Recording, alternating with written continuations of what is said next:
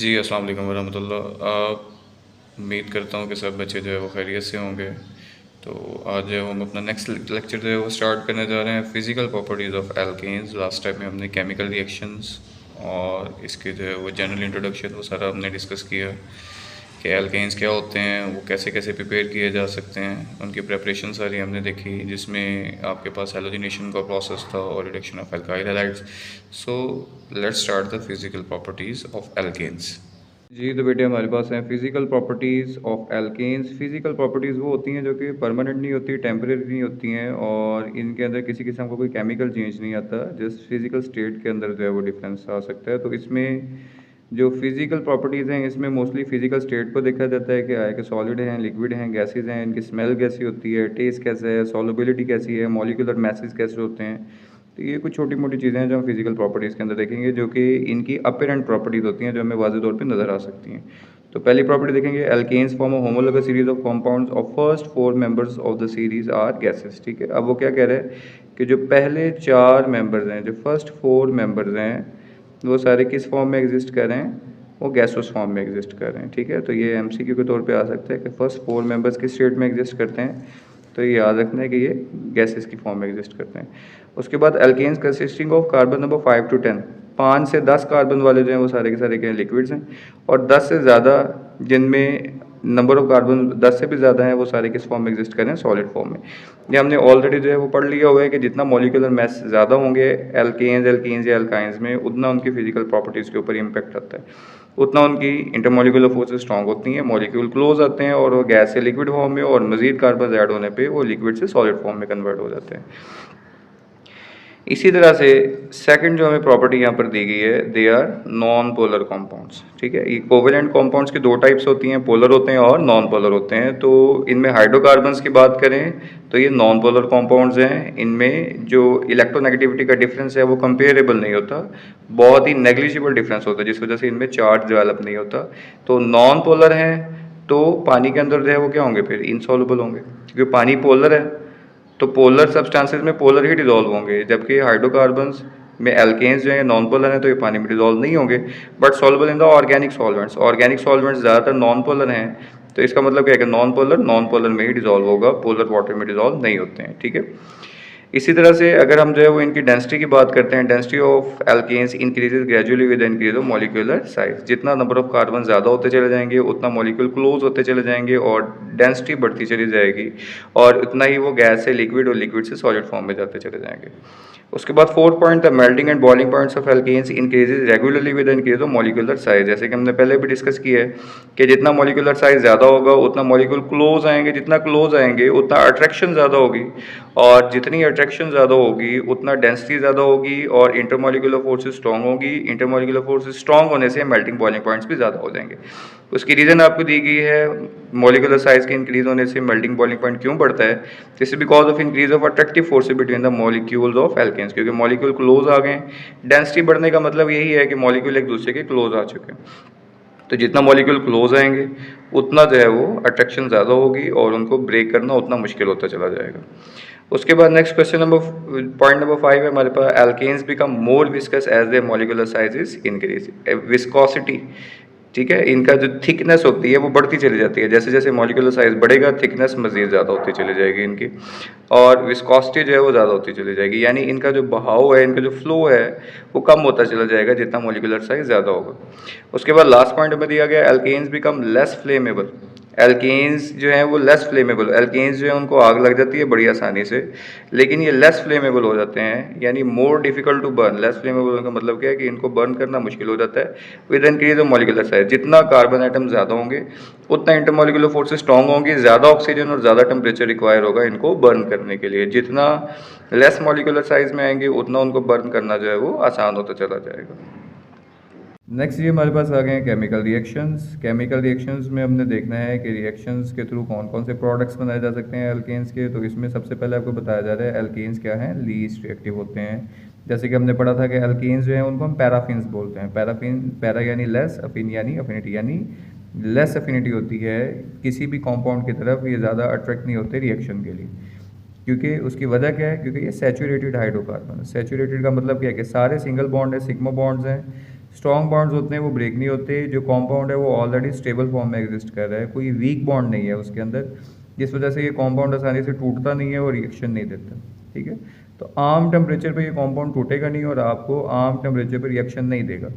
However they give reaction at high temperature. लेकिन अब आपको क्या बताया जा रहा है कि क्योंकि ये सैचुरेट है, आसानी से टूटता नहीं है, जब तक टूटेगा नहीं तो कोई रिएक्शन नहीं देगा, क्योंकि ऑलरेडी स्टेबल है, ये रिएक्शन नहीं देगा। स्टेबल फॉर्म में कोई भी कॉम्पाउंड वो रिएक्शन नहीं देता, सैचुरेट हो चुका है, स्टेबल है, मज़ीद गुंजाइश नहीं है किसी एटम को ऐड करने की।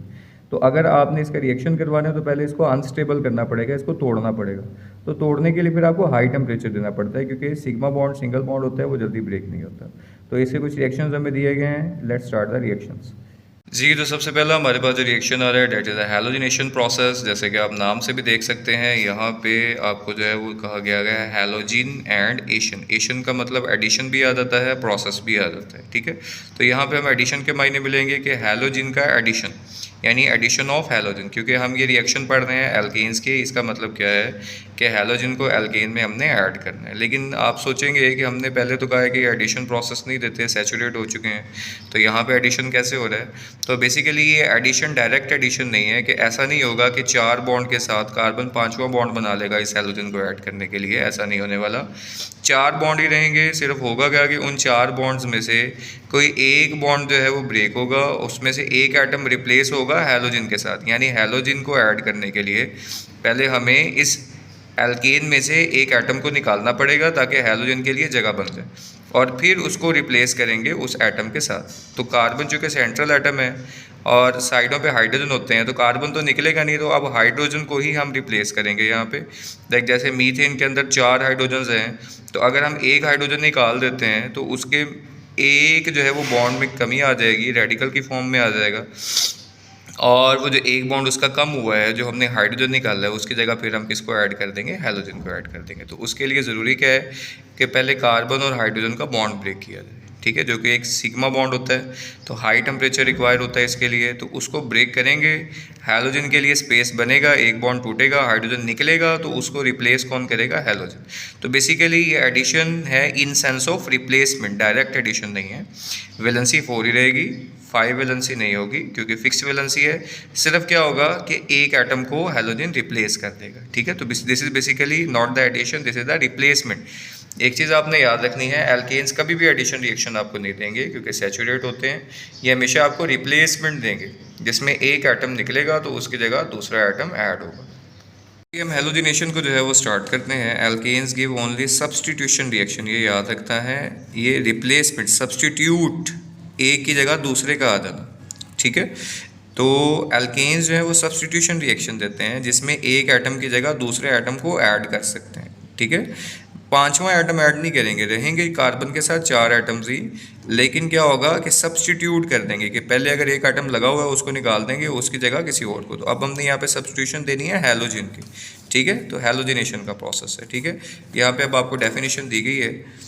A reaction in which one or more hydrogen atoms of a saturated compound are replaced with some other atoms like halogen is called as a substitution reaction। ठीक है, ये substitution reaction की आपको definition दी गई है, इसका आपने निशान लगा लेना है।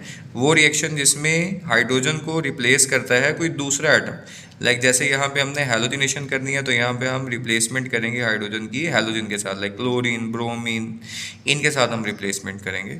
ठीक है, तो ये इस प्रोसेस को हम बोलते हैं सब्सटीट्यूशन। क्या बोलते हैं इसको हम? Substitution. So the reactions are a characteristic property of alkane. तो अब कहते हैं कि जो सब्सटीट्यूशन, दीज रिएक्शन से हमारा सब्सटीट्यूशन रिएक्शन है, कि ये इसकी पहचान है एल्केन्स की, कि एल्केन सिर्फ सब्सटीट्यूशन देते हैं, एडिशन का प्रोसेस नहीं देते हैं।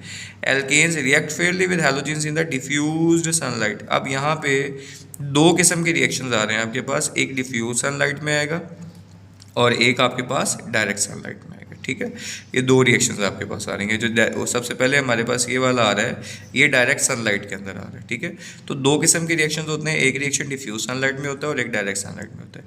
अगर आप डायरेक्ट सनलाइट पास करवाएंगे तो आपका जो हैलोजन है उसके अंदर जो हैलोजिनेशन का प्रोसेस है एल्केन्स के अंदर वो प्रॉपरली नहीं हो पाएगा, बल्कि आपको एल्केन में एडिशन नहीं मिलेगा, बल्कि सारे हाइड्रोजन एक ही दम निकल जाएंगे और वहाँ से कार्बन जो है वो प्रोड्यूस होना शुरू हो जाएगा ब्लैक कलर के अंदर। आपका रिएक्शन जो है वो पूरा नहीं हो पाएगा। इसलिए हम कभी भी ये डायरेक्ट सनलाइट में रिएक्शन नहीं करवाते। अगर डायरेक्ट सनलाइट में करवाएंगे, हमारा मकसद क्या है हैलोजिनेशन के, हमने एल्केन में हैलोजन को ऐड करना है कि एल्केन की प्रॉपर्टी हैलोजन के साथ मिक्सअप हो जाए। लेकिन अगर सारा का सारा कार्बन ही निकल जाता है तो एल्केन तो ब्रेक हो जाएगा, तो हमारा मकसद पूरा नहीं हो पाएगा। इसलिए हम डायरेक्ट सनलाइट के अंदर ये प्रोसेस नहीं करवाते, क्योंकि डायरेक्ट सनलाइट में क्या होता है, reaction is explosive and carbon is deposited. वहाँ पे आग लग सकती है, रिएक्शन बहुत ज़्यादा फास्ट हो जाता है डायरेक्ट सनलाइट में, ब्राइट सनलाइट में। इसलिए हम इसको डायरेक्ट सनलाइट में नहीं करवाते, बल्कि किस में करवाते हैं, डिफ्यूज सनलाइट में। ठीक है, एल्केन्स जो है वो रिएक्ट फेयरली, यानी बहुत ही अच्छे तरीके से, बहुत ही दरमियाने जो है वो स्पीड पे रिएक्शन करते हैं डिफ्यूज सनलाइट में। ठीक है, तो in the dark there is no reaction. ठीक है, आपको पता है कि एल्केन सैचुरेटेड कॉम्पाउंड्स हैं, इनको कुछ ना कुछ टेम्परेचर देना पड़ता है ताकि ये ब्रेक हों, इनके बॉन्ड टूटें और हम मज़ीद ऐड कर सकें उसके अंदर। तो अगर डार्क में करेंगे, डार्क में कोई लाइट नहीं है, हीट एनर्जी नहीं मिलेगी, वहाँ पे ये कंपाउंड ब्रेक नहीं होगा और रिएक्शन नहीं होगा। डायरेक्ट सनलाइट में करेंगे तो ज़्यादा फास्ट रिएक्शन होगा, एक्सप्लोसिव होगा इवन के, और आपका सारा कार्बन निकल जाएगा, आपका डिज़ायर्ड प्रोडक्ट आपको ऑब्टेन नहीं हो पाएगा। इसलिए हम डायरेक्ट सनलाइट में रिएक्शन नहीं करेंगे, बल्कि डिफ्यूज सनलाइट में रिएक्शन करेंगे। अच्छा बेटे, यहाँ पर मैं ना आपको एक छोटा सा डिफरेंस आपको बता देता हूँ, जो कि आपकी बुक में नहीं है। आपकी बुक में दो जो है वो वर्ड्स आए हैं, डायरेक्ट सनलाइट और डिफ्यूज सनलाइट। ये दो टर्म्स आपकी बुक में डिस्कस की गई हैं, लेकिन उसकी एक्सप्लेनेशन आपको नहीं दी गई है। तो मैं चाहता हूँ कि आपको इन दोनों चीज़ों का भी पता होना चाहिए। तो मैं आपको इसको जो है वो थोड़ा एक्सप्लेन कर देता हूँ। डायरेक्ट सनलाइट क्या है, इसका मैंने एक छोटा सा डिफरेंस बनाया है, इसको आपने याद रखना है। Direct sunlight refers to the light that reaches without any obstruction. ठीक है, जिसमें कोई रुकावट नहीं आती, सूरज से डायरेक्ट ज़मीन पे आ रही है, कोई डस्ट पार्टिकल्स के साथ वो स्कैटर नहीं हो रही है, बीच में कोई बादल नहीं आ रहे हैं, कुछ भी नहीं हो रहा। For example sunlight falling directly on plant. ठीक है, जो सूरज की रोशनी डायरेक्ट जो धूप पड़ रही है, that is basically the direct sunlight. ठीक है, दूसरी तरफ अगर हम डिफ्यूज सनलाइट की बात करते हैं तो this is the sunlight that is scattered and dispersed. ये वो लाइट होती है जो कि डायरेक्ट नहीं पड़ रही है। ठीक है, it's also called the indirect sunlight और शेड। इससे आपको शायद ज़्यादा समझ आ जाएगी। जो साया होता है, रोशनी का साया पड़ रहा होता है। ठीक है, जैसे हम रूम में बैठे हुए हैं तो रूम में धूप तो नहीं आ रही, लेकिन सूरज की रोशनी तो आ रही है ना। ठीक है, सूरज की लाइट आ रही है, लेकिन वो डायरेक्ट सनलाइट नहीं है, डिफ्यूज सनलाइट, क्योंकि हम उसको रूम ने क्या कर दिया, स्कैटर कर दिया, इधर उधर बखेर दिया, जिससे क्या हो रहा है कि डायरेक्ट धूप अंदर नहीं आ रही, लेकिन उसका क्या आ रहा है, शेड आ रहा है। ठीक है, तो ये होती है diffuse sunlight. It is soft and lacks the brightness and intensity of the direct light. आपकी जिस्म के ऊपर डायरेक्ट धूप पड़ती है। ठीक है, तो डायरेक्ट धूप जो है उसकी इंटेंसिटी ज़्यादा होती है, बजाय इसके कि आप जो है वो रोशनी में खड़े हुए हैं लेकिन धूप में नहीं खड़े हुए। तो this is basically the shade. इसमें शेड में, साए में रोशनी होती है, लेकिन जो सूरज की डायरेक्ट इंटेंसिटी होती है वो नहीं आ रही होती। तो यहाँ पे हमें दो रिएक्शन दिए गए। ठीक है, तो जो डायरेक्ट सनलाइट वाला रिएक्शन है वो एक्सप्लोसिव होता है, आपने याद रखना है। तो हमने कभी भी धूप के अंदर डायरेक्ट सनलाइट में हमने नहीं करवाना, हमने डिफ्यूज सनलाइट में करवाना है। यानी जैसे आप रूम में बैठे हुए हैं, रूम के अंदर लाइट आ रही है सूरज की, इनफ है, आप वहाँ पर ये रिएक्शन करवाएंगे। अगर आप डायरेक्ट सनलाइट में करवाएंगे तो वहाँ पर एक्सप्लोजन हो सकता है, और जो जिस जगह पर आप करवाओगे वहाँ पर सारा ब्लैक धुआं उड़ जाता है। जैसे आपने अक्सर पिक्चर्स में देखा होगा, बॉम्ब पड़ता है तो बंदे का मुँह ब्लैक हो जाता है, तो वो सारा कार्बन होता है। ठीक है, तो ये वही काम जो है वो यहाँ पर होगा, जो बंदा कर रहा होगा उसके मुंह के ऊपर सारी कालक लग जाएगी ब्लैक कार्बन की, अगर डायरेक्ट सनलाइट में करवाए। इसीलिए हम जो है वो इसको डिफ्यूज सनलाइट के अंदर करते हैं, ताकि एक सॉफ्ट जो है वो इंटेंसिटी उसको मिले, थोड़ा थोड़ा करके एडिशन हो, ना कि एकदम से जो है वो एक्सप्लोजन हो जाए और बहुत ज़्यादा एनर्जी जो है वो निकलना शुरू हो जाए। तो होप सो आप डायरेक्ट और डिफ्यूज सनलाइट को अंडरस्टैंड करेंगे। तो अभी हम जो है वो दोनों के रिएक्शन देखते हैं कि दोनों के रिएक्शंस में फ़र्क क्या है। जी, तो अभी बेटे आप जो है वो हम अपने रिएक्शंस की तरफ आ जाते हैं। सबसे पहले हम डायरेक्ट सनलाइट का रिएक्शन देखेंगे, देन हम डिफ्यूज सनलाइट का रिएक्शन देखेंगे और देखेंगे कि दोनों में फ़र्क क्या है। तो जैसे कि यहाँ पर जो है वो आपको बताया जा रहा है वाज़ेह तौर पे कि डायरेक्ट सनलाइट में रिएक्शन जो है वो एक्सप्लोसिव हो जाता है और कार्बन जो है वो डिपॉजिट हो जाता है। लाइक जिस चीज़ के अंदर आपने ये रिएक्शन करवा रहे होंगे वो सारा ब्लैक हो जाएगा, अंदर से वो फट जाएगा, उसमें आग भी लग सकती है और साइडों पर सारा कार्बन लग जाएगा, वो ब्लैक हो जाएगा वहाँ से। ठीक है, तो यहाँ पे अब रिएक्शन आपको दिया जा रहा है जिसमें आपको जो है वो एल्केन के तौर पे मीथेन दिया गया और साथ में 4 जो है वो क्लोरीन के एटम्स दिए गए हैं। तो होना तो ये चाहिए था कि 4 हाइड्रोजन्स को रिप्लेस करके 4 क्लोरीन ऐड होकर CCl4 बना देते हैं, जैसे कि यहाँ पे आपको एंड पे ये प्रोडक्ट मिल रहा है। जिसमें 4 हाइड्रोजन्स निकल चुके हैं। कार्बन के साथ 4 हाइड्रोजन्स नहीं है बल्कि 4 क्लोरीन है, जिसको हम टेट्राक्लोरोमीथेन बोलते हैं, जो कि हमारा फाइनल प्रोडक्ट होता है इस रिएक्शन का। तो ये बनने के बजाय होता क्या है कि वो चारों क्लोरीन कार्बन में ऐड होने के बजाय हाइड्रोजन के साथ मिलते हैं, और कार्बन जो है वो वहाँ से डिपॉजिट हो जाता है, वहाँ पे इर्द गिर्द लग जाता है जहाँ पर वो एक्सप्लोजन होगा, वो हिस्सा ब्लैक हो जाता है सारा। ठीक है, तो एक्सप्लोसिव होता है, इसलिए हम डायरेक्ट सनलाइट में नहीं करते, उसके एक्सप्लेनेशन मैं आपको ऑलरेडी दे चुका हूँ। उसके बाद नेक्स्ट बेटे आप हेडिंग बनाएंगे डिफ्यूज सनलाइट की। ठीक है, डिफ्यूज सनलाइट में वहाँ पर क्या हो रहा है, अ सीरीज ऑफ रिएक्शन, एक तरतीब के साथ, ये देखें एक पूरी तरतीब है, एक चैनल के अंदर जो है वो रिएक्शंस हो रहे हैं। ठीक है, takes place and each step, इसमें क्या हो रहा है, one hydrogen atom is substituted by halogen atom, एक जो है वो हाइड्रोजन एटम वो निकलेगा और उसकी जगह क्या आ जाएगा, हैलोजन एटम। हैलोजन में हमने यहाँ पे क्लोरीन ऐड किया। ठीक है, तो एक हाइड्रोजन निकलेगा और उसकी जगह हैलोजन ऐड हो जाएगा। कार्बन के बॉन्ड 4 ही रहेंगे। ठीक है, सिर्फ क्या होगा, एक हाइड्रोजन की जगह हैलोजन आ जाएगा, एडिशन नहीं होगा, रिप्लेसमेंट होगी। So that all the hydrogen atoms are substituted one by halogen atom. और जब तक आप ये डिफ्यूज सनलाइट में करते रहेंगे रिएक्शन, तो एक एक करके हाइड्रोजन निकलता रहेगा और उसकी जगह क्लोरीन ऐड होता चला जाएगा। इसको हम जो है इक्वेशन के थ्रू देखते हैं, आपको मजीद समझ आ जाएगी।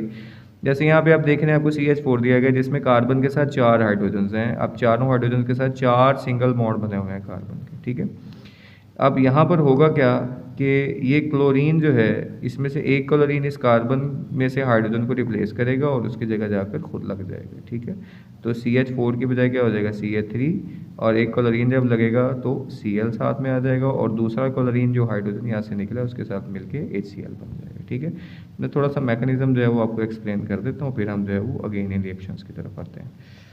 जी, तो मैं आपको जो है वो छोटा सा रिएक्शन विद मैकेनिज्म आपको थोड़ा एक्सप्लेन कर देता हूँ, ताकि आप जो है इसकी अंडरस्टैंडिंग इस रिएक्शन की आपको ज़्यादा बेहतर हो सके। अब देख रहे हैं जैसे कि हमारे पास कार्बन है और साथ में हमारे पास 4 हाइड्रोजन है, this is basically CH4, this is methane, plus हमारे पास क्लोरीन है Cl2, 2 क्लोरीन के आइटम्स हैं। अब जब आप डिफ्यूज सनलाइट को पास करवाते हैं तो यहाँ पे सबसे पहले आपको एक हाइड्रोजन को ब्रेक करना होता है। जब ये एक हाइड्रोजन ब्रेक होगा तो इसका ये वाला इलेक्ट्रॉन ये इसके पास वापस आ जाएगा, और इसका जो इलेक्ट्रॉन है ये इसके पास वापस आ जाएगा। तो ये भी अब रेडिकल के फॉर्म में आ गया, क्योंकि इसका इलेक्ट्रॉन फ्री इलेक्ट्रॉन इसके पास आ गया, ये भी रेडी। तो अब ये दोनों रिएक्टिव हैं इस टाइम पे। उसके बाद क्या होगा, जब आप यहाँ से एक स्टेबल क्लोरीन, क्योंकि ये भी स्टेबल है, इसको भी ब्रेक करना होता है। Cl2 ऑलरेडी स्टेबल फॉर्म में, मॉलिक्यूलर फॉर्म में एग्जिस्ट कर रहा है, आपको पता है मॉलिक्यूल स्टेबल होते हैं। तो जब आप इसको ब्रेक करेंगे तो क्या होगा, एक इलेक्ट्रॉन इसका फ्री हो जाएगा और एक इलेक्ट्रॉन इसका फ्री हो जाएगा। तो अब यहाँ पे हमारे पास 4 जो है वो रिएक्टिव स्पीशी हमारे पास हैं। 2 क्लोरीन के रेडिकल हैं, एक कार्बन का रेडिकल है और एक हाइड्रोजन का रेडिकल है। इसमें क्या होगा, अब सबसे पहले क्लोरीन इस कार्बन के साथ रिएक्ट करेगा, जिससे क्या होगा, ये 3 हाइड्रोजन वैसे ही रहेंगे और ये चौथा हाइड्रोजन इस क्लोरीन के साथ रिप्लेस होगा। तो यहाँ पे हमारे पास आएगा क्या, CH3, और साथ में हाइड्रोजन की जगह क्या ऐड हो जाएगा, क्लोरीन। और ये जो दूसरा क्लोरीन का रेडिकल है, ये हाइड्रोजन के रेडिकल के साथ रिएक्ट करके क्या बन जाएगा, HCl। तो इस तरह से आपके पास क्या आ जाएगा, CH3Cl। ठीक है, दिस इज मीथाइल क्लोराइड। उसके बाद अब ये मीथाइल क्लोराइड, इसमें मज़ीद हम जो है वो क्लोरीन ऐड करेंगे। अब यहाँ पर क्या होगा, अगेन ये बॉन्ड ब्रेक करेंगे इनके। ठीक है, जिससे क्या होगा, ये कार्बन रेडिकल की फॉर्म में जाएगा और हाइड्रोजन रेडिकल की फॉर्म में जाएगा। ऐसे ही ये क्लोरीन रेडिकल की फॉर्म में जाएंगे। अब सेम वही प्रोसेस होगा कि ये क्लोरीन इस हाइड्रोजन को रिप्लेस करके इसके साथ लग जाएगा, एक क्लोरीन पहले से, एक क्लोरीन और हो जाएगा, और 3 हाइड्रोजन्स के बजाय अब कितने हो जाएंगे, 2, ये तीसरा निकल जाएगा तो क्या हो जाएगा, CH2Cl। ठीक है, दिस इज डाइक्लोरोमीथेन। 2 क्लोरीन की वजह से इसको हम बोलेंगे डाइक्लोरोमीथेन, और ये जो दूसरा क्लोरीन है हाइड्रोजन के साथ मिलकर क्या बन जाएगा, HCl। ठीक है, तो होप सो आपको मैकेनिज्म समझ आ चुका होगा। इसको आपने ज़रा अच्छे से वीडियो में समझ लेना है, और जो है वो अब हम नेक्स्ट बुक के ऊपर चलते हैं। तो अब हम जो है वो बुक से रिएक्शन देख लेते हैं। आप देख रहे हैं यहाँ पे हमारे पास मीथेन है, CH4 है, प्लस साथ में Cl2 है। इसमें क्या होगा, एक क्लोरीन इस हाइड्रोजन को रिप्लेस करेगा, हाइड्रोजन निकल के क्लोरीन के साथ मिल जाएगा HCl, और हाइड्रोजन की जगह आ जाएगा क्लोरीन, तो ये बन जाएगा क्लोरोमीथेन या मिथाइल क्लोराइड, इसको हम बोलेंगे। इसी तरह से हमारे पास जो है वो मिथाइल क्लोराइड में और क्लोरीन ऐड होगा, क्योंकि कॉन्स्टेंटली सनलाइट आ रहा है डिफ्यूज फॉर्म में, तो मजीद क्लोरीन ब्रेक होके एक और हाइड्रोजन को रिप्लेस करेगा, तो हाइड्रोजन क्लोरीन के साथ HCl बन जाएगा। एक क्लोरीन पहले से है, एक क्लोरीन और ऐड होने पे क्या हो जाएगा, Cl2 हो जाएगा, और ये CH3 था, एक हाइड्रोजन निकल गया तो क्या बन गया, CH2। This is dichloromethane, 2 chlorine की वजह से डाइक्लोरो, और साथ में ये पेरेंट एटम मीथेन का। उसके बाद डाइक्लोरोमीथेन में हम मजीद क्लोरीन को जो है वो ऐड करेंगे इसके अंदर। अब क्लोरीन मजीद हाइड्रोजन को रिप्लेस करेगा HCl की फॉर्म में, और 2 क्लोरीन के बजाय तीसरा क्लोरीन जब ऐड होगा तो ये बन जाएगा ट्राइक्लोरोमीथेन। 3 क्लोरीन को ट्राइक्लोरो और पेरेंट एटम मीथेन, तो इसको हम क्लोरोफॉर्म भी बोलते हैं। ये आपने याद रखना है, अक्सर शॉर्ट क्वेश्चन एमसीक्यू में आपसे पूछ लिया जाता है। उसके बाद नेक्स्ट हम जो है वो ट्राइक्लोरोमीथेन में मज़ीद क्लोरीन ऐड होगी, तो अब तीसरी क्लोरीन के साथ चौथी क्लोरीन ऐड हो जाएगी और एक हाइड्रोजन जो बचा था वो भी क्लोरीन के साथ मिलके HCl के फॉर्म में चला जाएगा। तो 4 क्लोरीन को हम बोलेंगे टेट्राक्लोरो और पेरेंट एटम आ जाएगा मीथेन, जिसको हम कार्बन टेट्राक्लोराइड भी बोलते हैं। ठीक है, तो ये कार्बन टेट्राक्लोराइड की फॉर्मेशन आपसे शॉर्ट क्वेश्चन एमसीक्यू में पूछ ली जाती है। तो ये लॉन्ग क्वेश्चन भी आपका बहुत इंपॉर्टेंट लॉन्ग क्वेश्चन है। हेलोजिनेशन का बोर्ड में कई मरतबा लॉन्ग क्वेश्चन ये आ चुका है, तो होप सो आपको समझ आ चुकी होगी। इसको बहुत अच्छे से आपने तैयार करना है। ब्राइट सनलाइट, डिफ्यूज सनलाइट की क्या होती है, इनके डिफरेंस क्या है, दोनों के रिएक्शंस का क्या डिफरेंस है, फिर डिफ्यूज सनलाइट में कैसे जो है वो रिप्लेसमेंट हो रही है, कौन कौन से प्रोडक्ट्स बन रहे हैं और उनके नेम्स क्या हैं, साथ में उनके फार्मूलाज, ये सारा आपने याद रखना है।